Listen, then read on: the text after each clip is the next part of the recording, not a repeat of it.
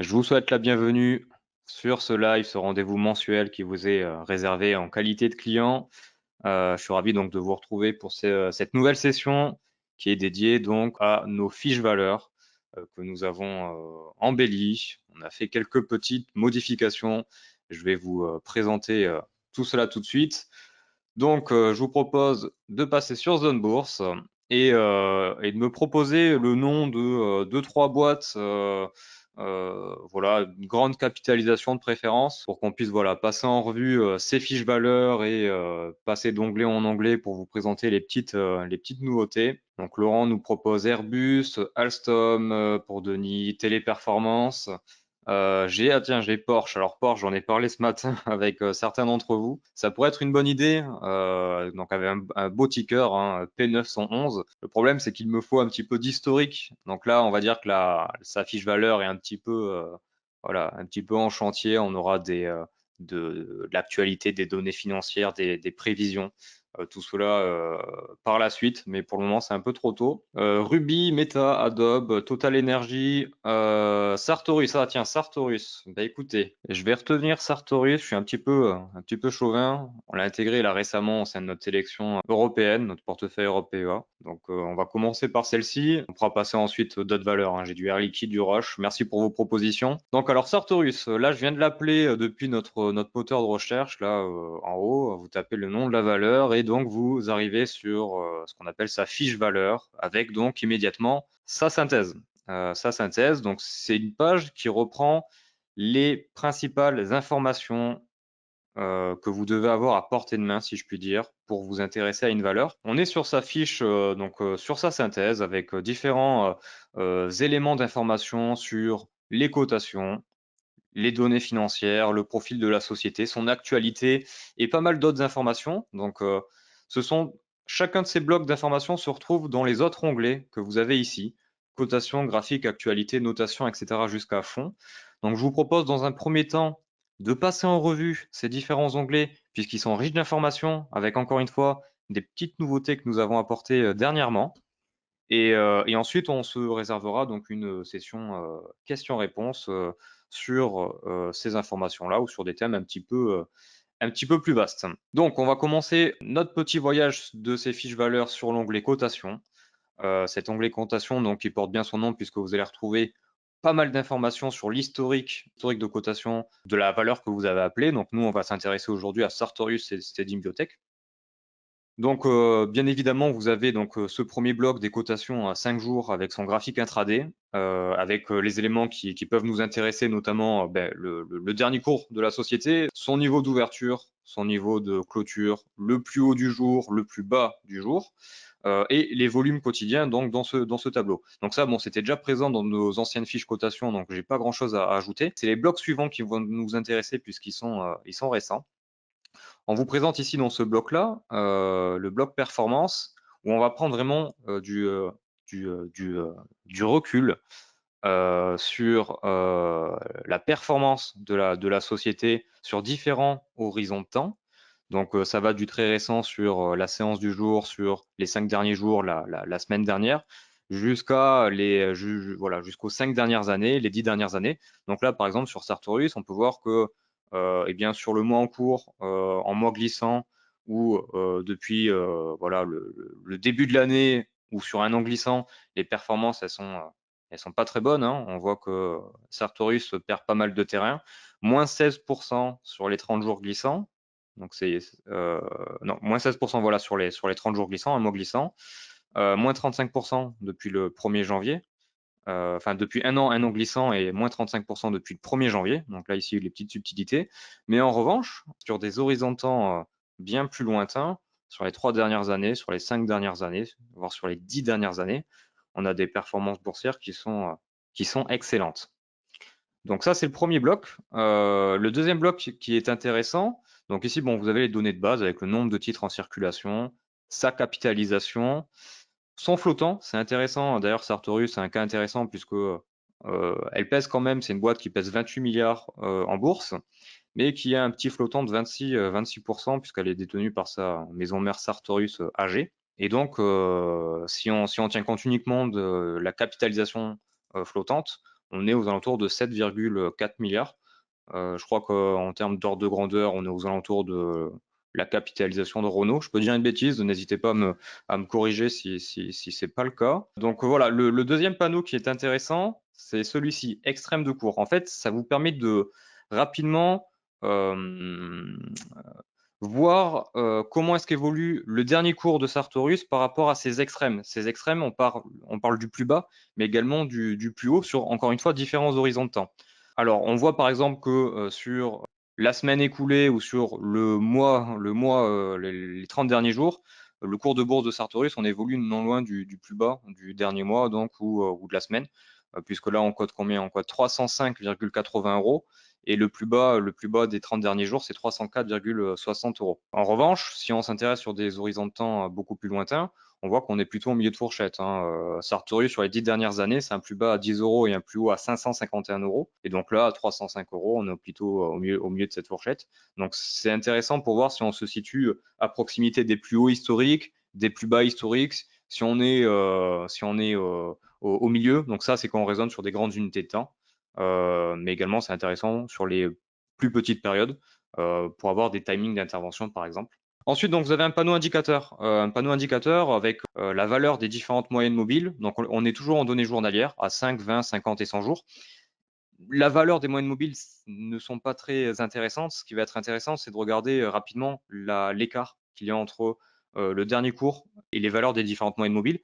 Par exemple, on peut voir que ici, Sartorus évolue à 14% en dessous de sa moyenne mobile à 20 jours, pratiquement 20% pour cette moyenne mobile à 50 jours. Donc là, on peut se dire qu'effectivement, on est assez loin des moyennes.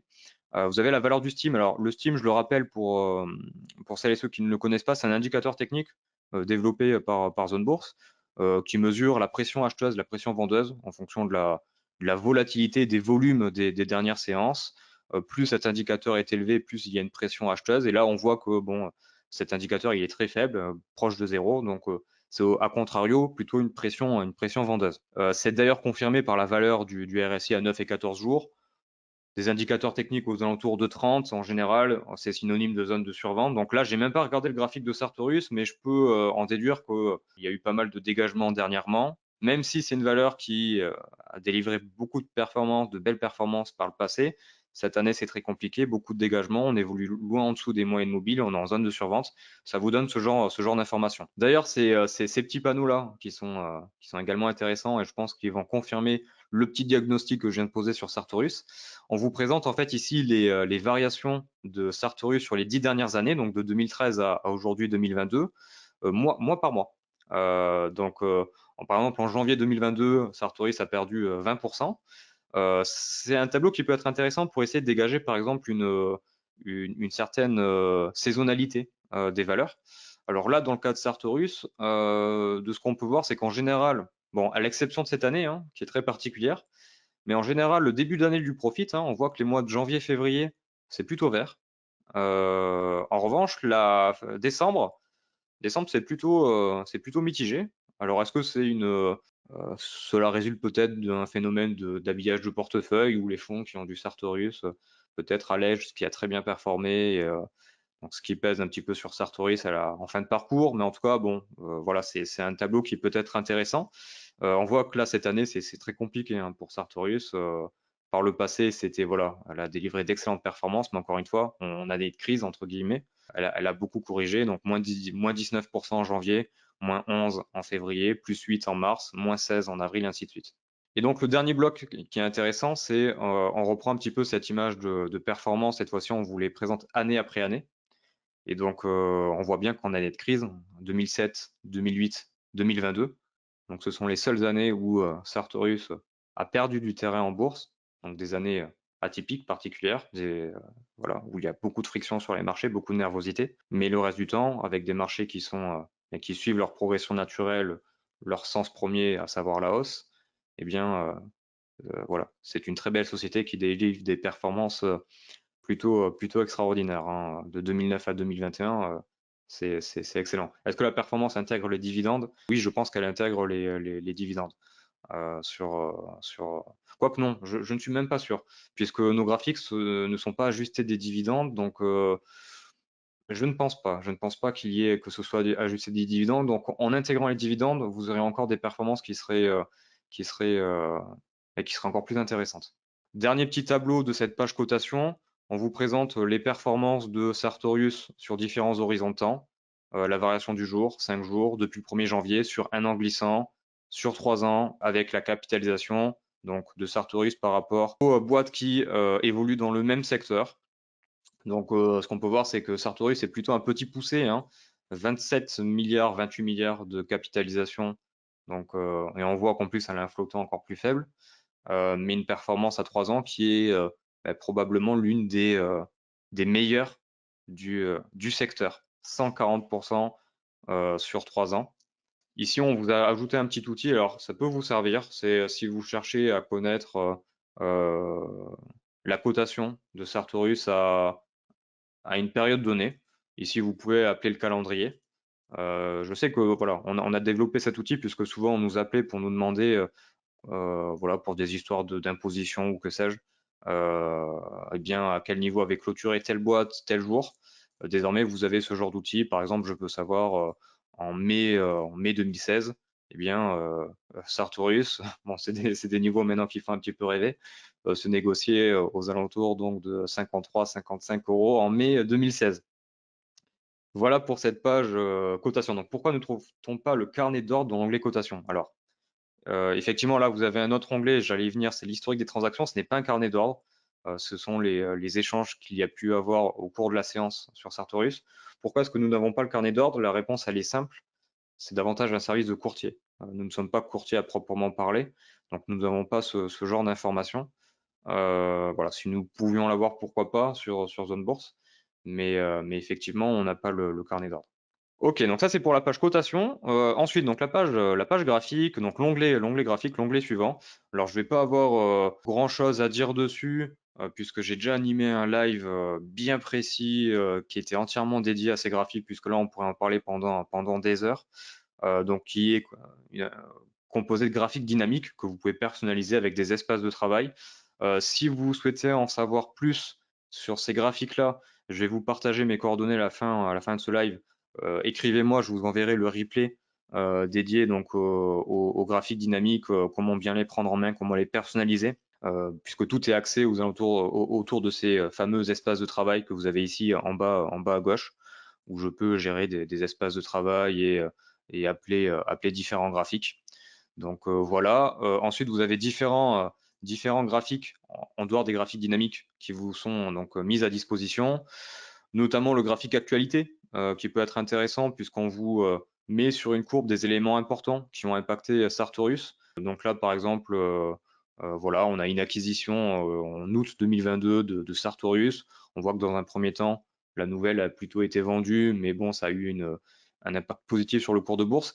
C'est un graphique qui est intéressant pour effectivement mesurer l'impact d'une actualité, que ce soit une actualité lambda ou une publication de résultats, par exemple, sur l'évolution du cours de bourse de Sartorius. Ensuite, vous avez les graphiques sectoriels qui vous présentent le cours de bourse de Sartorius sur différents horizons de temps, avec, encore une fois, avec ses principaux concurrents, des sociétés qui sont rangées dans la même nomenclature sectorielle. Vous pouvez donc régler ce graphique sur différents horizons de temps. Par défaut, les régler sur un an glissant. Vous pouvez le régler sur 2 ans, sur 5 ans, voire donc au maximum. Et donc voilà, comme on peut voir, là par exemple, c'était sur les 5 dernières années. Sartorius, c'est l'une des meilleures variations du secteur. Donc avec Dexcom. Donc là ici, Sartorius est en noir, Dexcom en mauve marron. Donc voilà pour ce graphique, je n'ai rien d'autre à ajouter là-dessus. Si vous avez des questions, n'hésitez pas. Le graphique comparatif, il est exactement similaire au graphique que nous venons de voir, le graphique sectoriel, à la différence près où vous pouvez choisir vous-même les éléments de comparaison. Par exemple, ouais, je vais mettre par exemple, bon, elle fait pas partie du CAC 40, mais si je veux mettre le CAC 40 en perspective, eh bien, je peux le faire avec un indice de référence. Je mets le CAC 40, on voit que sur un an glissant, Sartorius sous-performe nettement son indice de référence. Mais bon, si on passe sur des horizons de temps bien différents, on voit que voilà, ça change la donne. Et ensuite, donc, un graphique inversé et graphique force relative, bon, des graphiques qui n'ont moins d'intérêt, donc je vais passer rapidement dessus puisque on est limité en termes de temps. L'onglet suivant, l'onglet actualité, j'ai beaucoup de choses à dire là-dessus, puisque vous pouvez retrouver beaucoup d'informations sur cet onglet-là. Donc, vous avez bien évidemment l'actualité, dès lors qu'il y a des dépêches, des news qui sont adossées à Sartorius, nous vous les rangeons dans cette catégorie-là. Quand vous avez ce petit logo Zone Bourse, c'est que ça a été écrit par notre équipe rédactionnelle. Sinon, vous avez les sources ici, que voilà, ce soit du Reuters, du Dow Jones, ce genre de choses. Ce qui est intéressant, c'est que bon, là, on est sur une boîte française, mais vous pouvez également consulter l'actualité dans une autre langue. Alors, par exemple, si on était vous m'avez donné quoi? Meta comme exemple, ou Microsoft. On aura plus d'informations de première fraîcheur, bien que nous fassions beaucoup de traductions automatiques entre Market Screener et Zone Bourse. Vous pouvez effectivement directement consulter l'actualité dans une autre langue pour avoir voilà, des news d'autres fournisseurs d'informations et encore une fois des nouvelles qui sont plus fraîches entre guillemets. Donc vous avez voilà toute l'actualité. Ce qui vous intéresse c'est surtout les recommandations de bureaux d'analyse sur Sartorius, eh bien vous avez un sous-onglet Roco Analyst où ici on va vous ranger typiquement toutes les recommandations de bureaux d'analystes s'ils se positionnent à l'achat, s'ils révisent à la hausse ou à la baisse leurs objectifs de cours. Vous retrouvez également les rubriques que nous rédigeons tous les matins, donc avis d'analyse du jour, donc d'Anthony Bondin. Donc si Sartorius fait partie de la liste du jour, elle sera donc cette news sera rangée ici. Donc la rubrique autre langue, donc je vous en parlais. Ici donc vous avez des actualités en allemand, en anglais. Donc vous pouvez consulter. Et bon, si vous parlez pas l'allemand comme moi, vous servir d'un traducteur automatique. Donc voilà pour les nouvelles en autre langue. Et donc à mes yeux, ce qui est le plus intéressant, ce sont ces sous-onglets-là, communiqués et publications officielles, où vous aurez directement donc les communiqués de presse de Sartorius, mais également ces publications officielles. Donc là, par exemple, j'ai le 21 juillet 2022, donc les derniers résultats semestriels. Je peux les avoir directement et les télécharger en format PDF. Donc là, je suis sur le communiqué de Sartorius, comme si j'étais finalement dans l'espace investisseur du site Sartorius, Stadium Biotech. Donc c'est mis à jour dès lors qu'il y aura une prochaine publication. On vous mettra le communiqué ici, donc dans publication officielle. C'est une page qui est très intéressante si vous souhaitez décortiquer les résultats, les prévisions, les communiqués des sociétés. Ensuite, donc autre onglet actualité du secteur. Donc ici, on va vous ranger toutes les nouvelles qui impactent le secteur de Sartorius et d'Imbiotech, donc avec tous ses concurrents.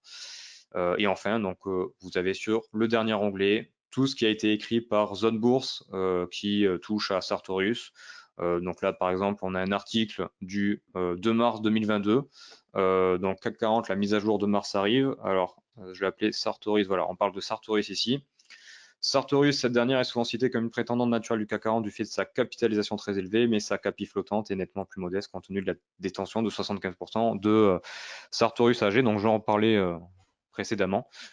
Sartorius et Biotech, donc qui a priori pourrait intégrer le CAC 40 à l'avenir, mais du fait de sa faible capitalisation, si on tient compte uniquement de son flottant, n'en fait pas partie, parce que c'est quand même 28 milliards. 28 milliards de capi total, mais 7 milliards seulement de flottant.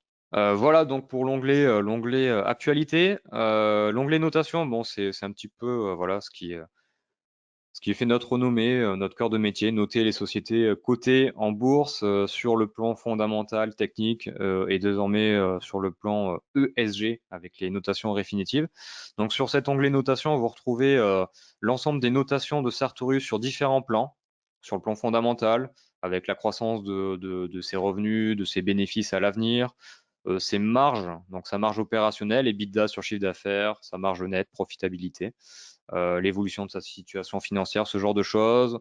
Vous avez également les notations valorisation où on voit qu'ici, bon, si je prends le graphique en étoile de notation, donc qui reprend toutes les notations dans les différents critères, on voit que Sartorius excelle dans tous les domaines sans exception, sauf un, effectivement, valorisation, où Sartorius, même si elle a perdu beaucoup de terrain depuis ce qu'on a vu depuis le 1er janvier, eh bien, ça reste une valeur qui est plutôt chère. Mais bon, elle est très belle ailleurs, hein. C'est une boîte qui délivre de la croissance, qui a une bonne situation financière, qui a d'excellents niveaux de profitabilité. Les bureaux d'analyse qui couvrent Sartorius sont plutôt positifs dans leur révision. Ils révisent progressivement à la hausse, donc ça, on va le voir par la suite. Donc cette page notation, elle est très intéressante pour voir rapidement les points forts et les points faibles de Sartorius dans ces différents critères. Donc là, voilà, on vous les présente par points. Donc on voit qu'elle a beaucoup plus de points forts que de points faibles et que ces points faibles, bon, elles tournent autour du même thème, hein, c'est la valorisation qui est assez élevée. Et ça, on pourra le voir par la suite, dans l'onglet finance notamment. Et ensuite, en notation ESG, eh bien, elle est très bien notée, hein, ma foi. On voit ici le détail en fonction des différents thèmes, polémique, gouvernance, sociale et environnement. Donc voilà pour cette page notation. La page agenda, on a également ici fait des petits développements sur cette page-là, on l'a remise au goût du jour. Donc vous retrouvez le graphique, un petit peu le graphique actualité de Sartorius avec différents éléments qui viennent impacter son cours de bourse, des publications de résultats que vous avez en jaune, les dividendes qui ont été détachés par le passé. Donc encore une fois, sur Zone Bourse, nos graphiques ne sont pas ajustés des dividendes. C'est-à-dire que lorsqu'il y aura un dividende, le graphique, l'historique ne sera pas ajusté. Vous aurez un petit trou de cotation en fait. Voilà. Ce qui est justifié par le fait que nos graphiques, encore une fois, ne sont pas ajustés des dividendes. Et ensuite, vous avez tous les autres événements. Donc tous les autres événements, des news lambda, hein, des news soit sur le secteur, soit sur Sartorius, en dehors des communiqués de presse et publications de résultats.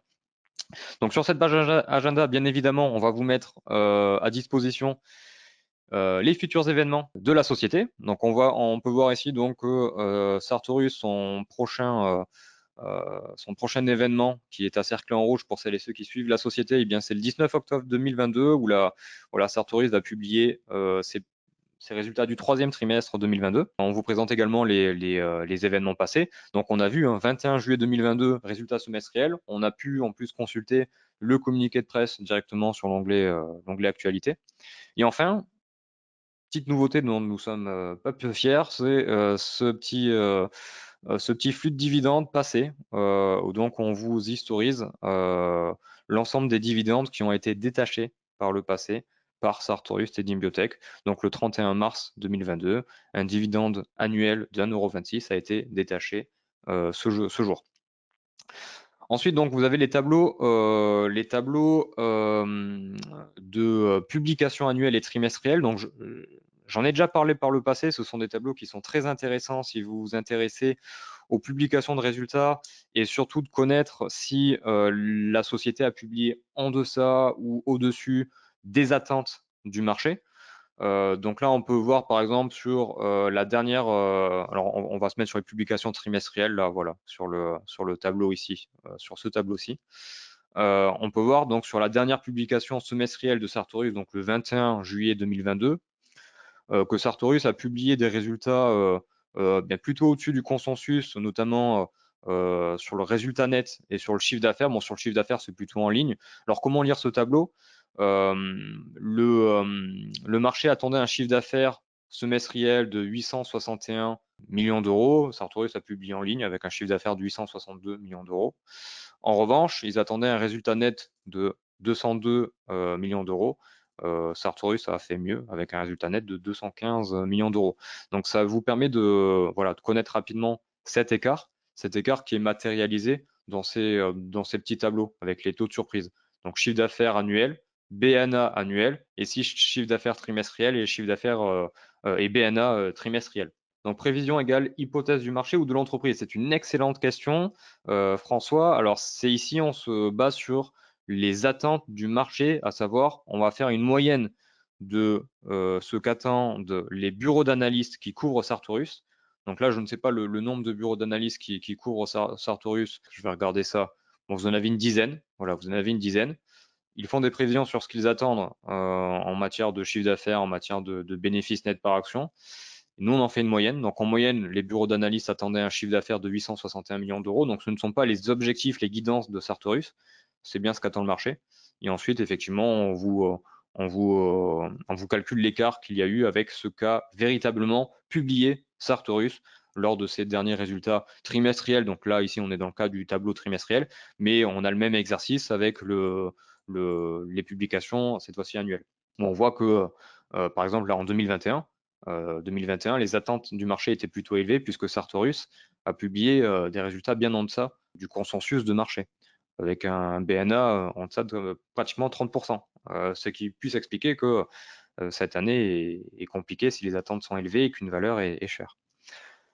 Voici pour cet onglet agenda, l'onglet société. L'onglet société, bon, on vous présente effectivement eh bien, le business de Sartorius.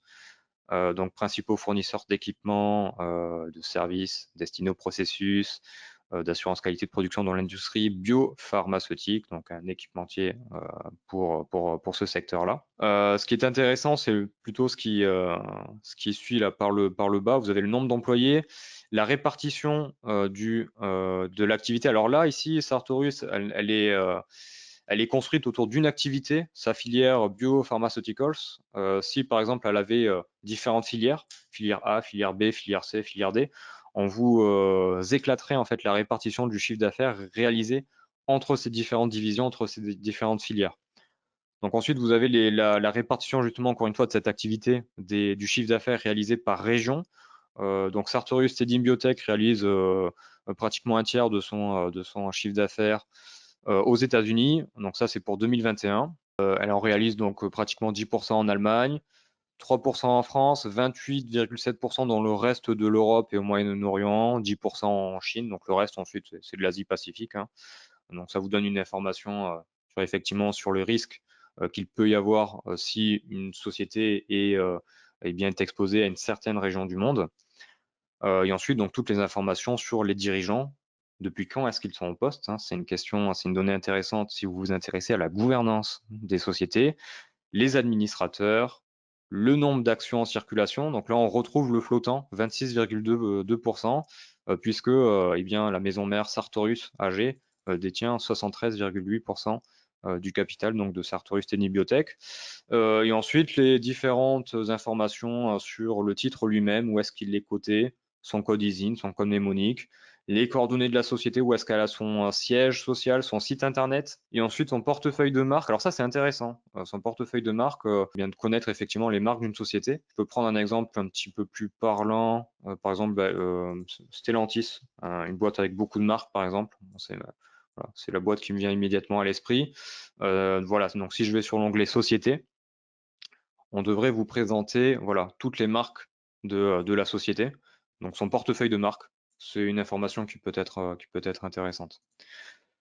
Donc voilà, je reviens sur Sartorius, ça c'est pour l'onglet société, il n'y a pas grand-chose d'autre à dire. Vous avez effectivement, ce qui peut être intéressant, c'est comment est-ce qu'elle est rangée d'un point de vue secteur. Où vous pouvez effectivement rentrer dans la nomenclature. Donc Sartorius rangé dans le secteur de la santé, sous-secteur service de santé, et en fait, bon, on est plus dans équipementier hein, du service de la santé. Et vous pouvez effectivement cliquer ici sur le sous-secteur pour avoir effectivement toutes les sociétés du monde qui orbitent, qui est aussi au sein de ce secteur, que vous pouvez ensuite filtrer par pays, par capitalisation, voilà, ce genre de choses. Bon, là, on est plus dans les screeners, je vais sortir d'ici, sinon je pourrais vous en parler pendant des heures. Donc voilà, ça c'est pour l'onglet société. Et maintenant, on rentre dans le dur avec les trois onglets suivants, finance, consensus, révision. Donc l'onglet finance, où on vous présente donc l'évolution des comptes de la société avec différents ratios clés, des ratios de valorisation, l'évolution du compte de résultat. Donc ici, vous avez cinq années passées, 2017, 2018, 2019 jusqu'à 2021, et trois exercices futurs avec les prévisions des bureaux d'analyse. Encore une fois, ce que vous avez ici, ce sont des prévisions de bureaux d'analyse, ce ne sont pas les objectifs de Sartorius, ce ne sont pas les guidances de la société. Donc là, par exemple, si je clique, si je laisse ma souris sur cette case-là, donc le chiffre d'affaires 2022, 3,5 milliards d'euros, 3,6 pour arrondir. C'est l'estimation, donc ce nombre résulte de l'estimation de 11 bureaux d'analyse qui, en moyenne, qui ont fait une moyenne, estiment que Sartorius Trading Biotech réalisera en 2022 un chiffre d'affaires de 3,6 milliards d'euros. 4 milliards d'euros en 2023. Donc encore une fois, c'est 11 bureaux d'analystes et 4,5 milliards d'euros en 2024. Ici, on passe à 10 bureaux d'analystes qui ont fait des prévisions. Avec un abonnement expert, j'ouvre une petite parenthèse, vous n'avez pas 5 ans d'historique, vous en avez 10. Voilà, c'est la petite spécificité pour les professionnels qui souhaitent avoir davantage d'historique. Et ensuite, donc, vous avez l'évolution, encore une fois, de ce compte de résultats.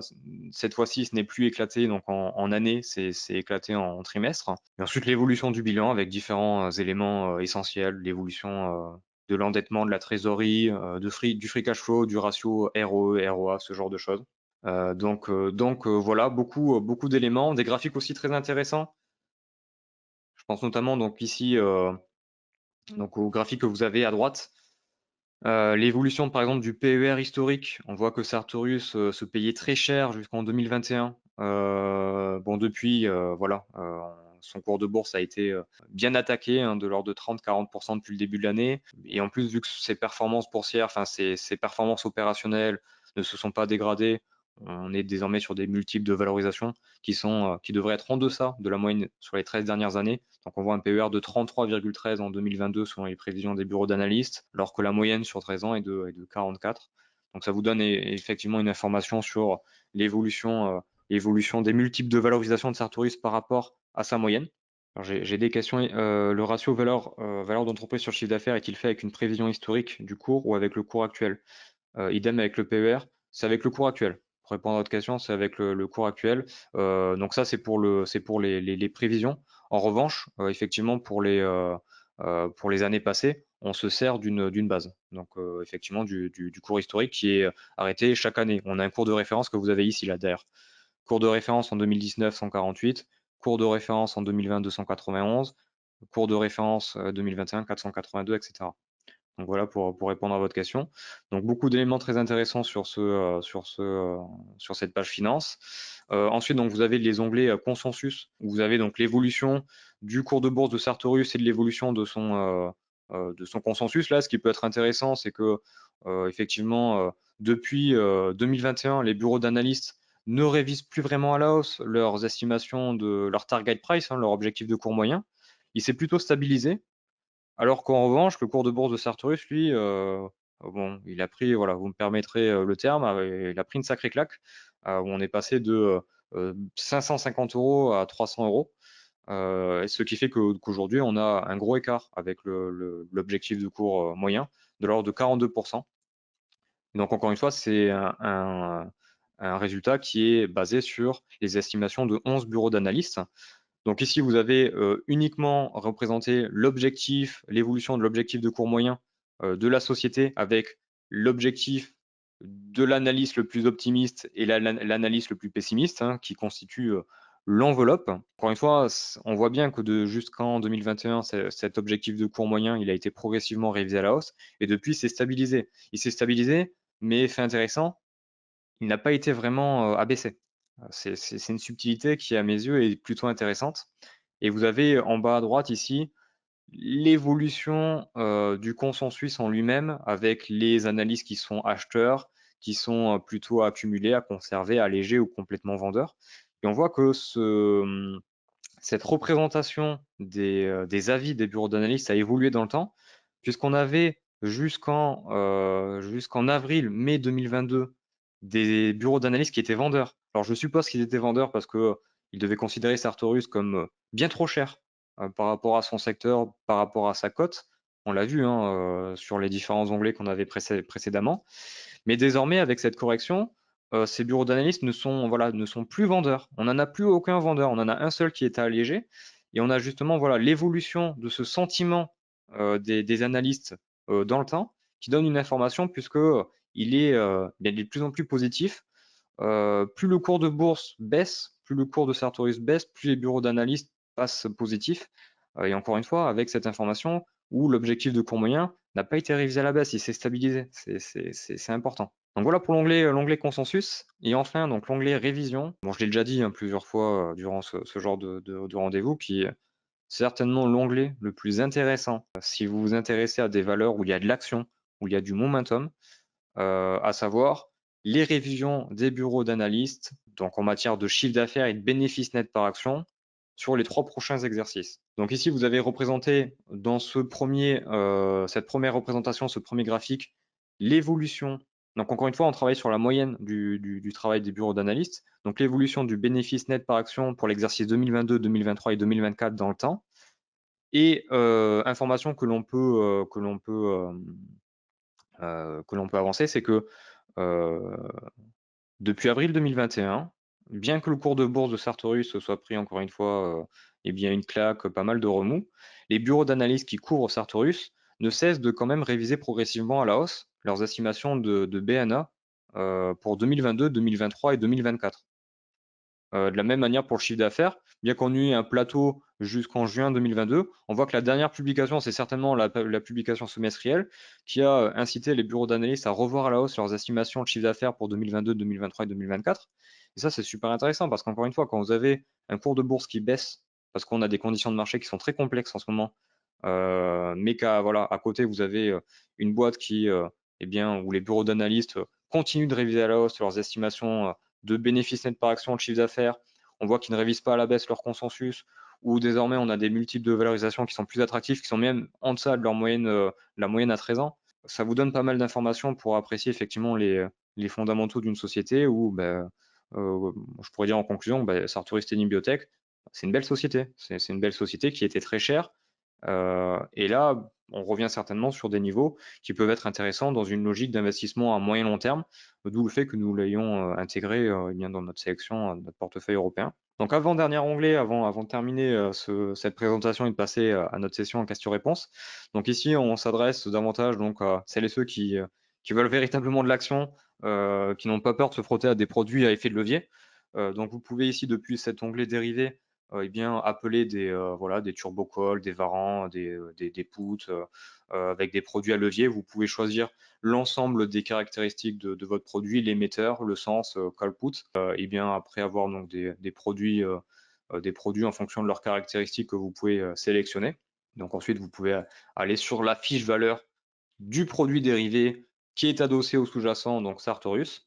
Bon, je vais pas trop insister dessus, c'est pas vraiment le thème du jour. Et ensuite, vous avez donc le dernier onglet qui est intéressant, hein, et de plus en plus intéressant puisque voilà, on est tous plus ou moins concernés par la gestion passive, hein. C'est une facilité à bien des égards et ce sont des produits qui sont très intéressants.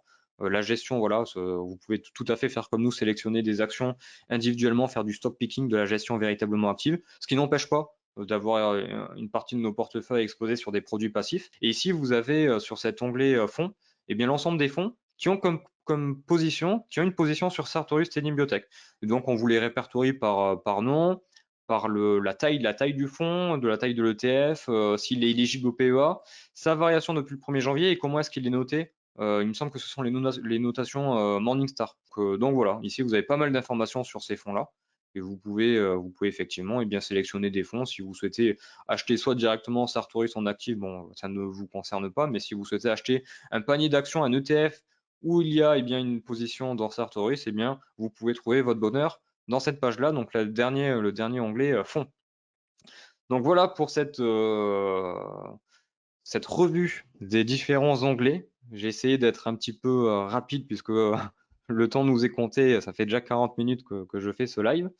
Tout ce que je viens de dire, ce sera disponible en replay. Je le mettrai dans l'article dédié au live. Sinon, vous pouvez également m'écrire. Donc c'est ici, dans cet article-là, dans l'onglet analyse décryptage. Vous pourrez, voilà, je me suis trompé d'article. Voilà. Vous pourrez trouver le replay ici. Je vais le mettre dessous. Sinon, vous pouvez m'écrire ou me contacter par téléphone. Vous avez mes coordonnées ici et je vous enverrai donc le lien du replay.